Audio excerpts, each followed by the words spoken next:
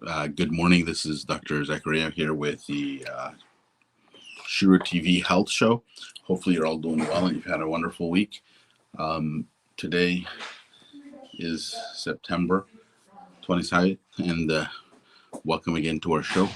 Now that we have the season of fall that has started, we wanted to discuss a few things about things to be aware of in terms of health in the autumn or at fall, what things to look for and what things that we want to do in terms of our health so that we have a pleasant time going into the winter and taking care of our bodies. Also, I wanted to kind of update you. Now the Pfizer booster has been approved and has been released. So anybody that's 55 and over, or you're a healthcare worker and you've gotten your initial vaccines for COVID back in January. You're due for the booster now. You're eligible to get it. Your local pharmacies or your local doctor would have it, and they'd be more than willing and happy to give it to you. And it gives you that extra bit of protection against the various variants that might come out this fall and this winter in terms of COVID. So you want to protect yourself.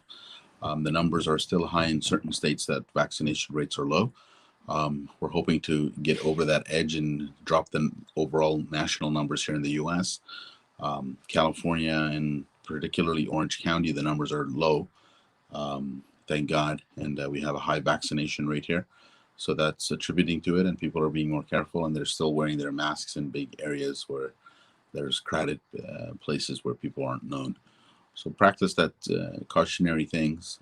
Do your social distancing in areas where you don't know the people. Wear your masks, and then if you're eligible for the booster, you should go ahead and take it.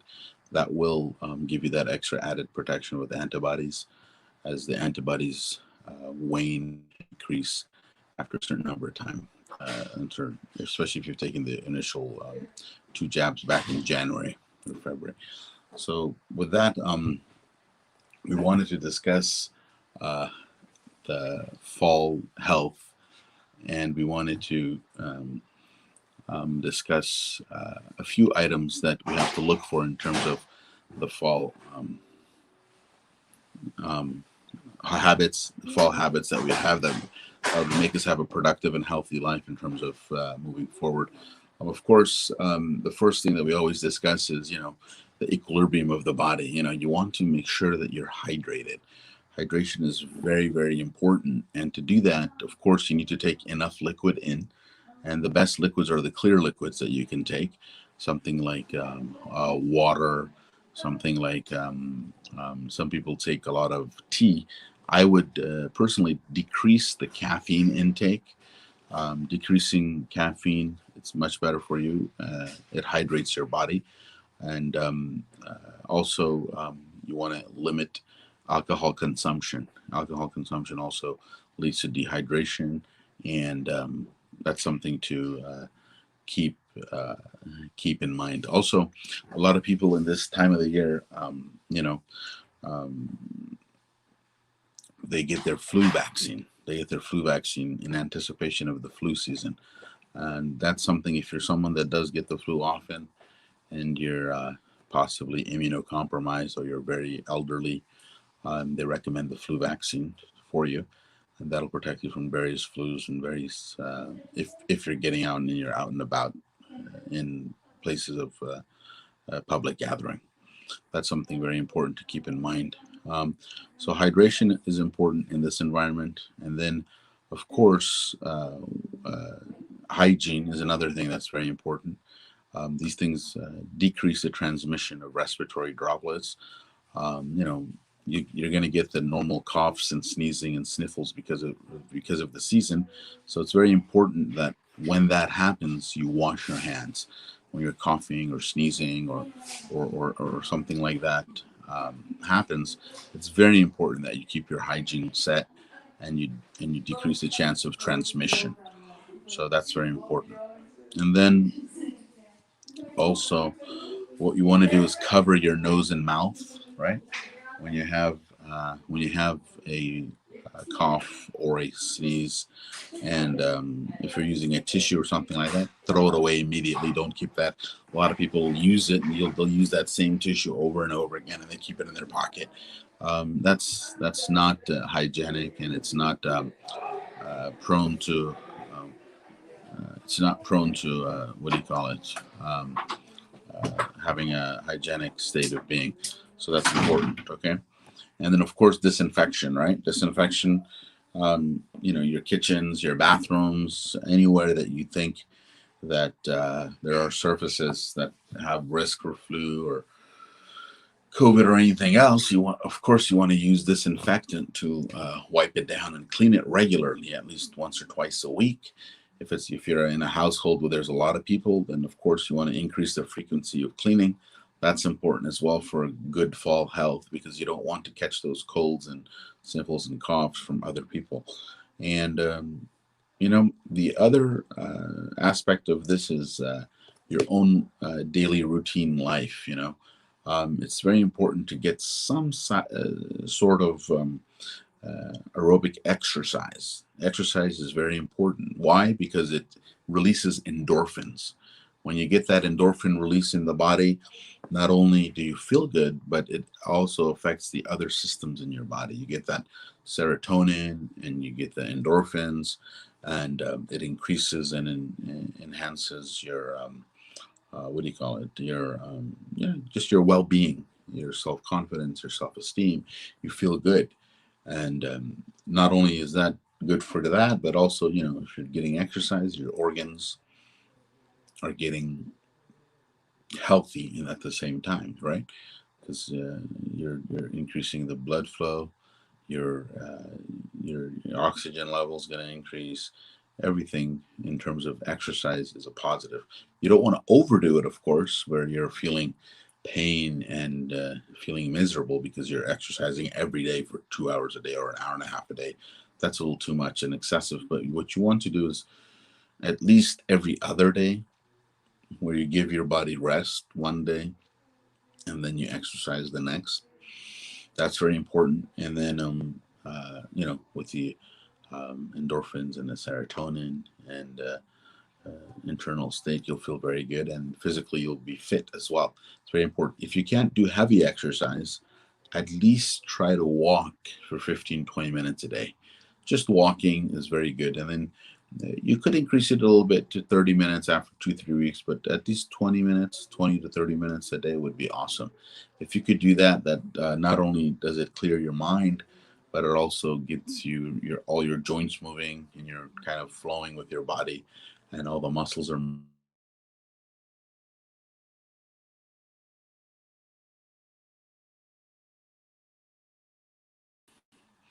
Sorry about that, guys. All your joints are moving, your muscles moving, everything is it's good for you. Movement is good. The more sedentary you are, the worse it is. The more you're sitting on the couch watching TV, you're sitting behind your desk typing all day long, you're behind the computer. You need to remember to take breaks and take physical and mental breaks, because that's very important for your health, overall health in general. Um, that's something to keep in mind, especially in the fall, because a lot of people don't get outside in the fall because it's kind of gloomy depending on where you live.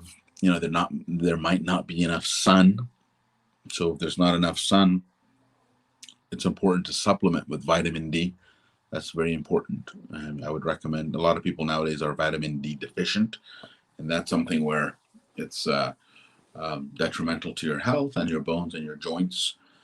So it's important to talk to your doctor about supplementing with vitamin D, especially in the fall and winter, as winter's coming as well. And then the supplementation, I'm sure your doctor will recommend. Ideally, you want your doctor to do a blood test to see what your vitamin levels and hormone levels are. This will be a good time to do it if you haven't done your yearly exam or your yearly checkup. This would be a good time to do it, as there are some hormones that fluctuate in this time of the year, and same thing with the vitamins. And you can check whether or not you're getting enough and sufficient vitamins to help you in your daily functioning. And you want to be healthy. You have a strong metabolism. You kind of want your body to be tuned up as the winter comes and the fall is there, and people have less activities, so you want to make sure that you don't gain too much weight because activity levels have dropped usually in the fall and winter. So that's another thing that you can keep in mind. Um, Another very important thing is Dr. Andrew Weil from Harvard.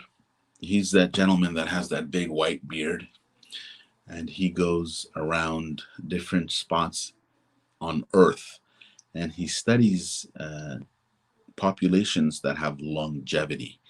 Longevity meaning long life. They have their seniors live till 98, 99, 105, 92, above their 90s. So he studies these people, and he studies their diet, their exercise pattern, their visits with the doctor, their overall general health, to see what's going on with these people, and what are they doing in terms of their life to make them live so long. So he's done this with populations in Japan and I think in South America, very isolated small populations where they're living long. And the most important thing that he found in terms of what was common in these populations was that these populations had a very strong social connection, meaning that above the exercise, above the diet, they might be taking supplements or vitamins or whatever they're taking. The most important thing they found was that these people had good social support and interactions in a regular basis, meaning that if they were isolated and they didn't have social interactions, their experience with health would be more negative. So this is important. Um, it's important for you, whether you're young or old, to have some type of social interaction, which gets you to go and sit with your friend and just talk, or do some hobby that you have. Get together with a close friend and just talk and spend time and do something where you feel good and you have that interaction and that support from that social setting. That's very important. And obviously, for the mental health, it decreases the likelihood of depression and anxiety and things like this. But for physical health also, it prolongs life. So the more social interactions that you have that are healthy and that exhibit support for you, and you can be your true self, and you can just relax and be yourself and talk to your friend and just, as people say, chill out with them, the longer life you'll have and the better experience with health that you'll have, because that kind of interaction naturally decreases your stress hormones. And when you decrease those stress hormones in your body, then the wear and tear of the body decreases. So that's very important. It's something that you need to keep in mind, and you have to make time and be deliberate about that. Meaning, just like you might, set a time for your exercise routine where you get up in the morning and you walk, or you have a certain designated time for your exercise or your lunch or your meetings or whatever it is. You need to make that social setting and social interaction a regular occurrence in your life, and that'll definitely help you with your health in the long term. That's very, very important. um, and of course, you know social interactions, according to Dr. Andrew Wells, a Harvard MD, it's very important and increases longevity. So that's something that I cannot emphasize more, but that's very important. It's very important. The other thing that we want to discuss in the fall is a lot of people don't get enough sleep. Right now, the days are going to be shortened, the nights are going to be longer. The recommendation for sleep is usually You want to get at least 7 to 9 hours, depending on your pattern. Um, um, if you're an adult, if you're a young adolescents, they get 10 hours, 11 hours. They sleep well, on the weekends. But if you're, just normal adult, 7 to 9 hours would be good. Sleep is something which rejuvenates your body. It gives your body and your organs and all the systems, your mental state, it gives it a rest. So you don't want to be taking inputs all the time. A lot of people nowadays, of course, with the electronics and the phones, there's a lot of input constantly, constantly. There's these little notifications that come off your phone, right? Ding, ding, ding, ding. Um, these notifications are like constant. I turn my notifications off all the time. I keep them off. And when I look at my phone, then I notice them. I don't let my phone disturb me unless there's an emergency phone call or something like that. But having all these notifications on and consistently, with whether it's news or some type of any type of notification, these things just disturb you and disturb your peace and your overall health, because it constantly you know showers you with all this information, and we're not made to function like that, where we consistently are getting info. We need time to process info, think about it, reflect, and then act on it, make a plan, and then get more info. Not consistently getting info left and right, left and right. So you should definitely set up a schedule for that too, in terms of your emails that you get, in terms of your, have a set time, 15, 20 minutes a day. You sit down in front of the computer, whether it's in the morning or in the evening, get through your emails. Okay, if you're very busy, you have a lot of work, do it twice a day. Go through your emails twice a day, once in the morning, once in the evening. But constant thing where your phone is notifying you, your watch is notifying you, and your phone is notifying you, and then you have a Fitbit running around and say, "Oh, your heart rate's increased," this and that. This is too much information. It's information overload, and this one itself leads to stress. And the more stress you have to deal with, the sicker eventually you'll get. And God forbid, we don't want you to get any kind of chronic illness because you didn't manage your stressors in your life. It's tough enough just living your life, and if you're blessed with children and you have, they go to school, you're taking care of them, and you take care of your household, you have a job, you have all these things you have to take care of, and then on top of that, you have this, electronic that's, giving you mostly negative news, mostly negative news. There's nothing too positive that you get from the news or from all these notifications. It's just, things that you can, I think, compartmentalize and utilize at a certain time of the day. You don't need to be on it all the time. So that's something that'll decrease your stress and increase your health if you can control that and schedule that and make a plan. We always want to tell people, don't fail to plan. You know, always always plan, because we don't want you to fail. So failing to plan is eventually you're going to fail. So you need to plan these things out. It's important, just like anything else in your life. Your health is very important. It should be primary. If you yourself aren't healthy and functioning, then the people that you're taking care of will also suffer as well.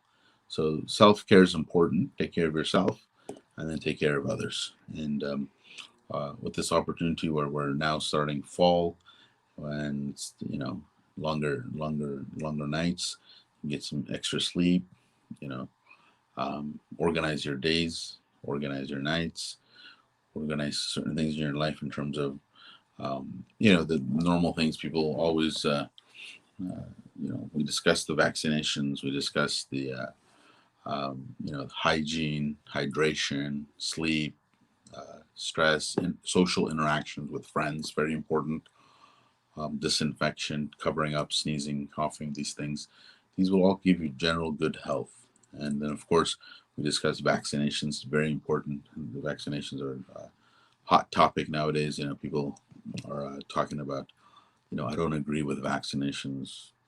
I mean, historically, if you study vaccines, they've changed the lives of human beings in terms of the health, big time. So, especially living in the West, we don't have a lot of the diseases that used to be here because of vaccines. Vaccines have virtually eliminated a lot of diseases like polio and all these other ones that we give through childhood vaccines. We fight off. So it's important, especially now. COVID's still around. You got to be careful, especially if you have elderly and now children um, are at school, and things transfer at school, so you have to be careful. Be aware, mask up at school. It's important, and have a plan and policy in place. Once you, if God forbid your child does get COVID, it's not the end of the world.